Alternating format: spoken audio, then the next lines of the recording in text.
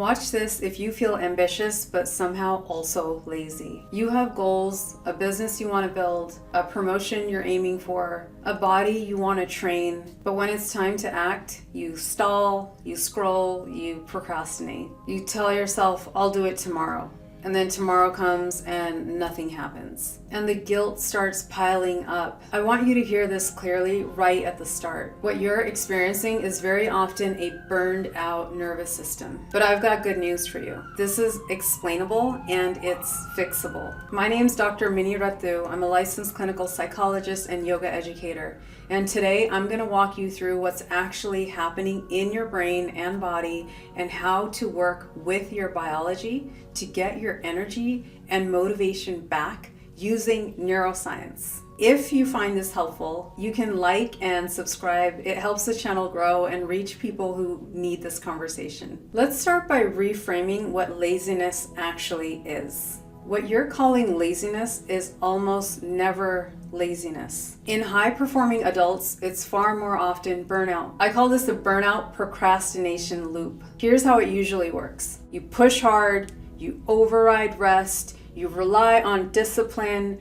urgency, and self-pressure. And for a while, that works. But eventually, your nervous system reaches a limit. Now, from a neuroscience perspective, your autonomic nervous system is constantly balancing between activation and recovery. The sympathetic nervous system supports effort, focus, and even goal pursuit. The parasympathetic system supports slowing down, repair, and conservation of energy. High achievers tend to live with their foot on the gas. So when your system starts to feel depleted, it doesn't ask for a gentle rest. It applies the brakes. Your ambition didn't disappear. Your body simply can't afford the energetic cost of pursuing it the same way anymore. That shutdown is not failure.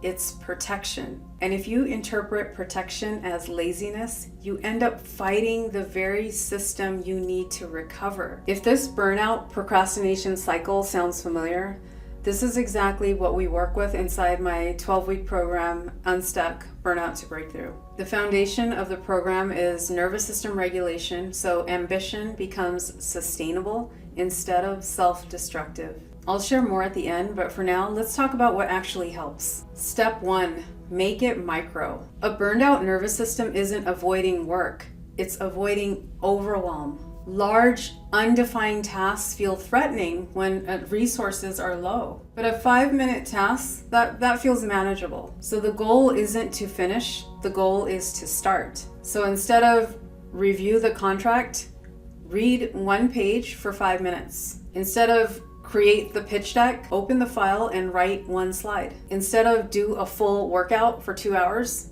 put on your gym clothes and warm up. You're lowering the activation energy required to begin. This matters because action often precedes motivation, not the other way around. Momentum returns when the nervous system learns that action doesn't equal overload. Step 2, build the foundation, not the mood. Burnout depletes willpower. So stop waiting to feel motivated. Start relying on structure. Decision making is metabolically expensive, especially when you're exhausted. Routines reduce that cost. So for example, the routine for working out isn't feel inspired, it's lay out clothes the night before. The routine for writing isn't wait for clarity, it's open the laptop at the same time each day and set a short timer. Foundation first, skyscrapers later. This isn't about lowering standards, it's about rebuilding capacity. Step 3,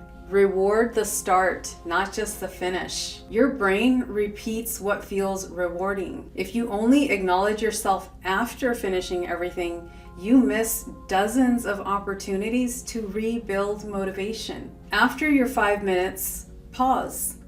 Literally tell yourself, I did the hardest part. It may sound funny, but that moment of acknowledgement really matters. It supports dopamine signaling, which helps interrupt the procrastination loop and reinforces future action. You're training your brain to associate starting with safety and reward. Here's the part high achievers struggle with the most. Small, consistent actions are far more effective than occasional intensity. So think of your ambition like a fire. Right now, it might be just a small spark, but every micro action is a piece of kindling. When you add fuel consistently, the fire grows. The goal isn't one perfect, hyper-productive day.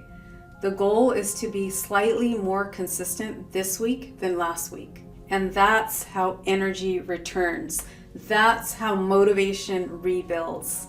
And that's how sustainable success is created. So let's simplify this. If you feel ambitious but lazy, number 1, make the task micro. Number 2, build foundations with routines. And number 3, celebrate the start. That feeling of laziness is not a character flaw. It's a signal from the nervous system that it's been doing too much for too long. You don't need more discipline. You need deeper rest and a smarter way of working with your biology. And if you know this pattern goes beyond procrastination, if burnout has been shaping your work, your health, or your relationships, I want to invite you to learn more about Unstuck Burnout to Breakthrough. Inside, we integrate somatic nervous system regulation, cognitive tools for perfectionism and over-control, and sustainable performance strategies. So you stop surviving and start building a life where your energy matches your ambition. You're not lazy or flawed. You are a high performer whose nervous system needs repair. I'll see you in the next video.